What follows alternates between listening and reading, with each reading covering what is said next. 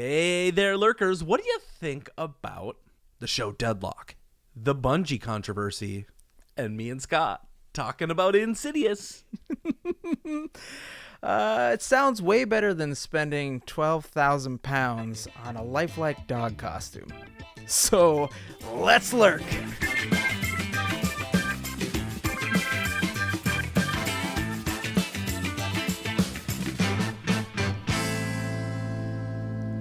Scott, this series, we talk a lot about like things in media, stuff we'd watch, stuff we'd entertain ourselves with over the week. You don't have to tell me. I'm in the show. Lurkers, we have to talk about one of the biggest entertainers in the world. Take a guess. It's not on this list. I'm gonna give a little preamble before we start. Ed Sheeran. Nope. Bigger. Did you know he was in Minnesota for a show and he worked a shift at Legoland? I saw that. I didn't know that was at our Legoland. Yeah, that was crazy. Cool. What is one of the biggest sporting events in America? The Super Bowl. Average views. There's nothing bigger in America than the Super Bowl. False. What are the average views of the Super Bowl? 50 million something. Yeah, it's like 100 million. Okay, that's a lot. How much does an ad cost at the Super Bowl? Right now, $5 million, $7 About $5 million. Yeah, for like 30 seconds. $5 million bucks for a 30-second spot. What if I told you that Mr. Beast averages 120 million views per episode, and he comes out with a new one like every week? He's my hero. That's what I would say. His viewership is so large. He's gone on podcasts and he has said that companies can't advertise with me. I can't find sponsors because imagine somebody like Squarespace. They would find a podcast like us and they would say, hey, we've got a budget of maybe $1 million this quarter for ad spending. So we're going to divvy it out 10,000 here, 2,000 over here, $500 for these guys. Mr. Beast commands more of an audience than all of them combined and would just destroy these marketing budgets. They don't have the funding to pay Mr. Beast for his viewership. So he started his own companies.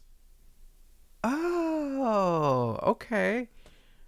But hold on. First of all, I just want to say thank you for thinking that Squarespace would reach out to us. We've had some weird people reaching out to us that turn out to be scams, but Squarespace, if you're out there, we enjoy building easy websites with marketplaces to allow people to. Is that what they do? Is that what shop for shirts? Yeah, that's exactly what they do. That was great. It would be so nice to have the financial independence of Mr. Beast, where you literally cannot be bought. Like you have FU money for corporations, every single corporation in the world. Although I feel like the Saudis could come in and say like, you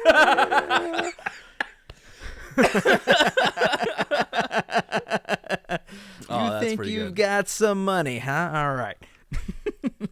This show is really about like shows and series, games and movies. I read a book and I watched Mr. Beast videos this week. Wait a minute. You said you can't read. So did you actually read a book? No. But you listened to an audiobook and it still counts. We're not shaming. I just didn't know if you did like the 2-minute thing, where you're like, read 2 pages and then if you like it, you keep going. I had mommy Alexa read it to me. And then you also watch Mr. Beast videos. I sound like a real child right now. And then let's see here. Which foot goes into the footsie pajamas first for you? Butt. The butt. Okay. Did you glean anything from the Mr. Beast videos? You said he made his own companies. Now I know he's done Mr. Beast Burger, which is mired in financial controversy right now. He started that chocolate line, and he Feastables. Feastables. Beastables? Feastables. Feastables. I'm glad you brought that up, Feastables, because the word Feastival is featured heavily in this week's series/show we were going to cover.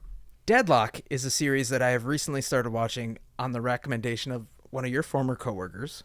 It was recommended because we like watching kind of like not murder shows necessarily, but like detective shows where they're trying to solve murders and stuff. Deadloch is about this New Zealand, Australian town, really small, kind of like country town. And it's currently going through a change where one of the first episodes, somebody exclaims, "We have gays now."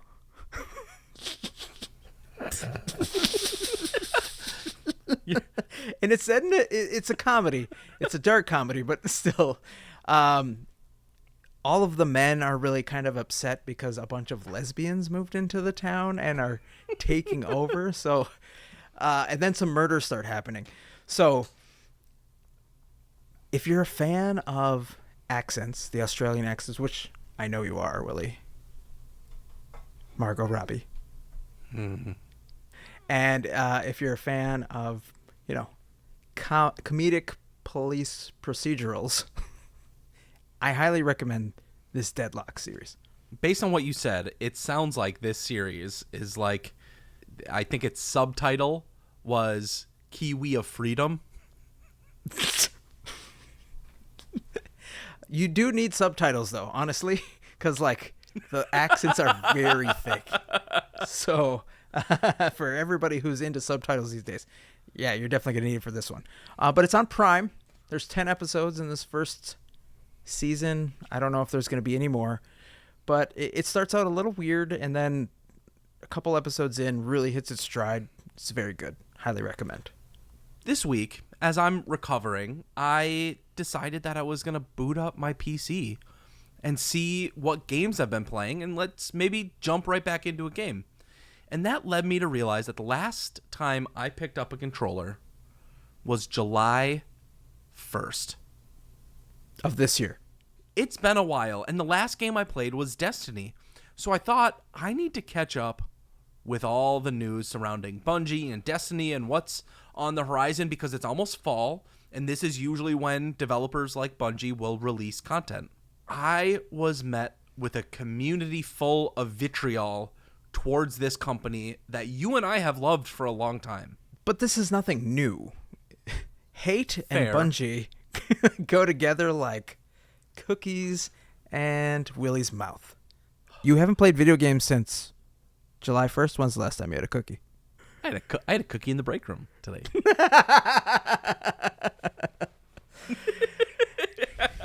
But why is everybody pissed at Bungie now is, I guess, the question. So this time of year, there is a community event called GCX, Games Community Expo. Okay. I believe you. The idea is it was built off the back of Destiny in its early days. And so Bungie has always played a big part. And leading up to this convention, they end up being one of the big keynote speakers. Okay. And they went on a marketing blitz this week. They released their state of the game for Destiny and started talking about progression things that are going to be happening over the course of the next year, the next release, which is called Final Shape.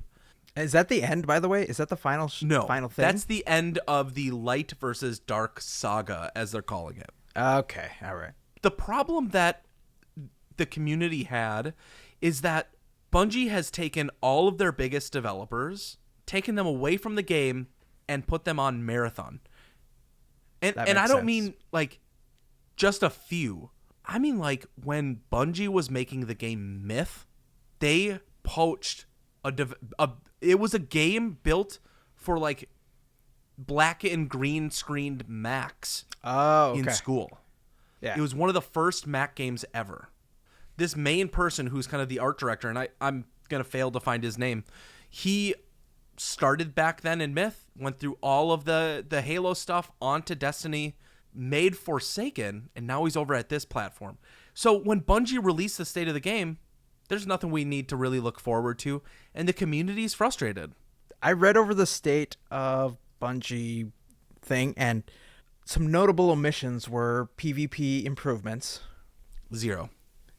which as somebody who doesn't play PvP, I was just kind of like, I'd rather have more story, because that's been my biggest complaint with the entire Destiny franchise, is that the story gets 10 minutes, a couple cutscenes, and then grinder it all day long until the next season drops. But what was really interesting, and now it makes complete sense because they pulled all the devs, is like they're not even releasing a new set of armor, which is like the lowest of low thing for this upcoming season change. Mm-hmm. They're not even like reskinning something with a new color. They're not giving like a new hat. Like it's just, wow, very bare bones. It feels like the end. Yeah. And it's a sad way for this franchise to go, even though they will openly admit that, you know, the reason we're not doing this is because people have dropped off or people are not engaging with this content. Not because it's their fault, so to speak, but people just aren't interested anymore. So I guess we'll stop and we'll make Marathon all shiny and shove that up our bum. You have the ability now to have 2 studios going, to be able to make 2 games, and they don't seem to really want to put any weight behind Destiny anymore. It's crumbling, it's falling apart. If I had a guess, Scott, they're going to finish this next saga, or finish out the Light versus Dark saga, and then they're going to pause. And I bet they pause for a while on Destiny. Yeah. I would not be surprised if Marathon became front and center. They probably want to make it into a COD competitor. Yep. What's something that's kind of like free to play, and then everybody kind of just occasionally plays it. You see it sometimes, but it's not anything great. What Warframe? Like, it becomes a Warframe. Porn on Reddit. It's free, but it's never enough. It's pretty popular, but they make you work for it. I think it's time that we talk about my favorite thing of the weekend, which is we made Scott watch Insidious, Lurkers. Well done, everybody. Round of applause. Tap on the back. I'll have you know that after we were done watching the movie, Willy left me alone in my house for 6 hours until my wife came home from your future wife's bachelorette party. It's like it was planned, so Scott had to be alone in the dark. Oh, man. But seriously, let's talk about this movie. I don't watch scary movies, and that was the reason it was my punishment. The biggest reason is I have vivid dreams pretty much every single night, and I don't want any of that imagery to show up when I can't control it. Hold on. Because there will be clips of Scott and I watching this movie sprinkled about here. I'm going to try and cut something together. But Scott, oh, yeah, we recorded the whole thing. Right before we started recording, Scott goes, man, you know, I almost had a lucid dream last night. I almost had this amazing out-of-body, and then the movie gets started, and it's all about this kid lucid dreaming, essentially. So, it's a 2013 movie. It's been 10 years. 2010 movie. So 13-year-old movie. No spoilers at this point. Sorry. Insidious is about this family that moves into a house.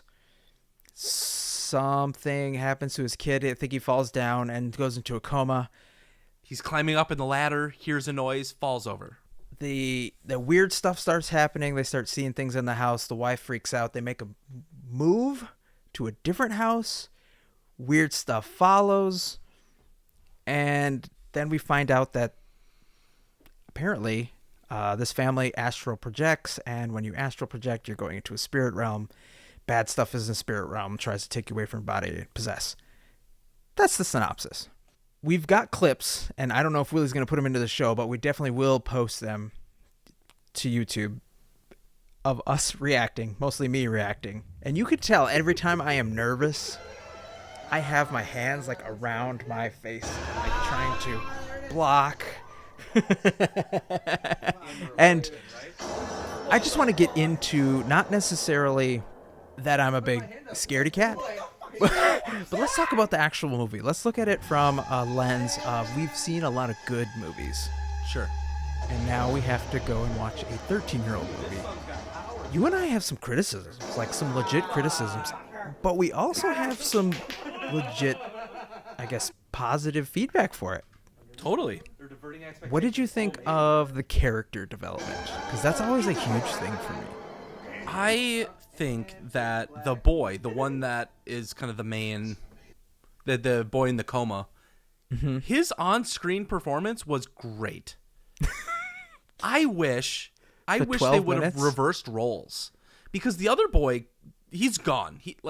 I don't know. He get hit by something. He's gone. He disappeared halfway through the film. Yeah. Mom, I think who's the actress that plays the mom? Rose Byrne. I think she did a pretty great job during the tense moments, but her performance during the slow, mundane day-to-day moments, not great. You are 100% correct. Where the hell did the kid go when they moved houses? Both we didn't of them. see him and once. The baby gone. And Not the baby once. was gone. And they didn't talk about it once. This is like what we were talking about when it comes to criticisms. Patrick Wilson? Okay, yeah, Patrick Wilson. You get no character development out of him. And then all of a sudden he needs to be our savior. Like our superhero. That mom is working her ass off while this dude's at school jacking off, falling asleep, and we never, why are we supposed to care about him? It is all over the place. We don't know why we're supposed to really care about anybody. A third of the way through the movie, nothing has been explained. Stuff is just happening, but we don't know where they came from. They lived in a house where something was going wrong before. There's just all these little snippets and stuff. So whoever edited this movie, I bet you wish you could get something back, change it, do a Snyder cut. Yes. The shot selection was super weird. It did not make sense really until the very end of the movie, but it wasn't something you could follow along too. You'd be in sepia tone, there'd be a grayscale, there'd be a weird side-to-side rotation back and forth, and then predator vision for some reason. And the only thing I really liked out of the whole film was the scene where they're in the soul arena, they're in the astral plane or wherever it was, and he's got a lantern and you run into... It's the Upside Down. Yeah, pretty much. Upside Down 1.0. And he sees all the ghosts that are around him, but only when the light's there. Nothing else shows up in the pitch black. That was beautiful. Everything else with sudden fast motion and then wavy things. I said this to Willy while we were recording. It felt like they had just gotten some sort of new video editing software, and they're like, ooh, what does this button do? This looks cool. This is fun. I'm going to put that in. There were some really great parts. I think the story they're trying to tell, which is different than a demon possessing a home, instead it's about when you lucid dream or have super vivid dreams, you can astral project or leave your body, have an out-of-body experience, and that allows for other creatures from the further to infiltrate your body.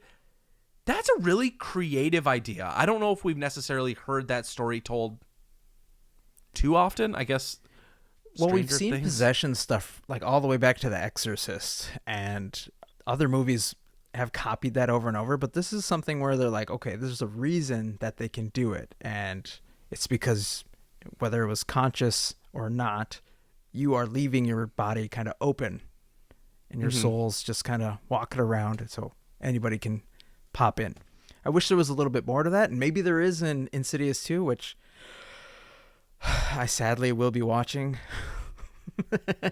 If you're wondering why, just listen to last episode. But I really like the ending. Did not see that coming. In a classic horror twist, they leave it on a cliffhanger, and the dad ends up being possessed by this ghost His that was witch? haunting him. Yeah. I remember reading about these films. Like I go onto moviespoiler.com and I read about them because I usually don't want to go spend the money to see it or have the nightmares. And so I know I've read them and thought like, oh yeah, that's scary. I'm glad I didn't go see that. But I honestly, as somebody who doesn't enjoy these types of films, thought like, even though it didn't make a lot of sense, I'm interested at what happens now. Like it kind of like grew on me as the movie was going, and it really helped that Willy was there because I could like bounce ideas off of him, and we could make fun of things. But this is what I want to know from you: the sound. Tell me about the sound, because my hearing wasn't great that day, and really, the last title sequence seemed to be the loudest thing in the entire movie. Let's say, Scott, your hearing is perfect, and you're not watching anything scary. You're just sitting in a room. It's quiet and dark, and then somebody plays the loudest piano sound in your ear, like the screeching noise or static, or like scrapes a knife across a plate in your ear. That's what this movie was doing. That's the biggest part of their jump scares, is that it was just loud. Quiet, 20 decibels too low to blow your eardrums out. And so we jumped a lot, I think, because it was abrasively loud.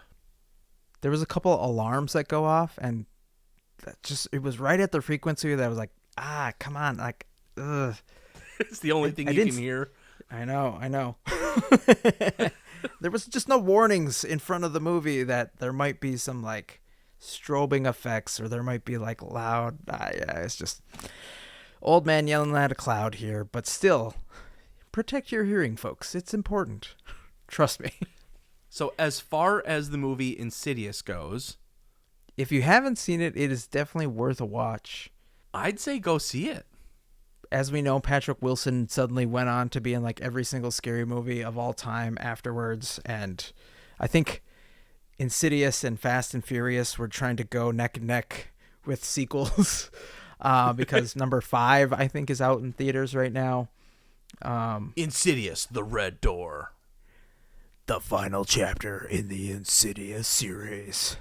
The Lamperts must go deeper into the further than ever before to put their demons to rest once and for all. Also notice how they couldn't say they must go further into the further, because they wrote themselves into a corner by calling it a stupid name.